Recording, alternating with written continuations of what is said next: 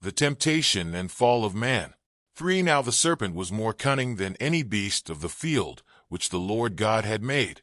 And he said to the woman, Has God indeed said, You shall not eat of every tree of the garden? 2. And the woman said to the serpent, We may eat the fruit of the trees of the garden. 3. But of the fruit of the tree which is in the midst of the garden, God has said, You shall not eat it, nor shall you touch it, lest you die. For then the serpent said to the woman, You will not surely die. 5. For God knows that in the day you eat of it your eyes will be opened, and you will be like God, knowing good and evil. 6. So when the woman saw that the tree was good for food, that it was pleasant to the eyes, and a tree desirable to make one wise, she took of its fruit and ate. She also gave to her husband with her, and he ate. 7. Then the eyes of both of them were opened, and they knew that they were naked, and they sewed fig leaves together, and made themselves coverings. 8. And they heard the sound of the Lord God walking in the garden in the cool of the day. And Adam and his wife hid themselves from the presence of the Lord God among the trees of the garden. 9. Then the Lord God called to Adam, and said to him, Where are you? 10. So he said, I heard your voice in the garden, and I was afraid because I was naked, and I hid myself. 11. And he said, Who told you that you were naked? Have you eaten from the tree of which I commanded you that you should not eat?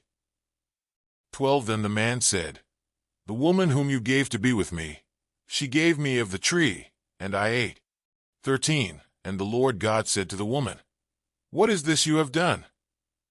The woman said, The serpent deceived me, and I ate. 14. So the Lord God said to the serpent, Because you have done this, you are cursed more than all cattle, and more than every beast of the field. On your belly you shall go, and you shall eat dust all the days of your life. 15. And I will put enmity between you and the woman, and between your seed and her seed. He shall bruise your head, and you shall bruise his heel. 16. To the woman he said, I will greatly multiply your sorrow and your conception. In pain you shall bring forth children. Your desire shall be for your husband, and he shall rule over you. 17. Then to Adam he said, Because you have heeded the voice of your wife, and have eaten from the tree of which I commanded you, saying, You shall not eat of it. Cursed is the ground for your sake. In toil you shall eat of it all the days of your life. 18. Both thorns and thistles it shall bring forth for you, and you shall eat the herb of the field. 19. In the sweat of your face you shall eat bread, till you return to the ground. For out of it you were taken. For dust you are, and to dust you shall return. 20. And Adam called his wife's name Eve, because she was the mother of all living. 21. Also for Adam and his wife the Lord God made tunics of skin, and clothed them.